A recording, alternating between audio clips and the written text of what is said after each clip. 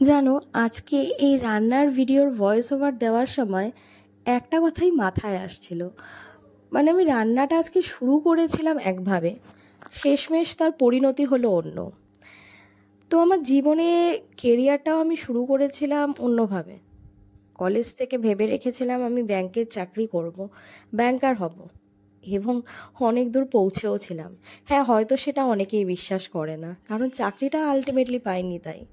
তো এই রান্নাটাও সেটাই, মানে আমি কেরিয়ার শুরু করেছিলাম একভাবে, শেষমেশ তো তার ভর্তা বানিয়ে ছেড়েছি বাকি 4-5 জনের মতে। তো রান্নাটাও সেরকমই, মানে এই যে বাজারে নতুন মূলো উঠেছে, আমি ভেবেছিলাম একটু মূলো শাক চিংড়ি মাছ দিয়ে ভাজা খাবো।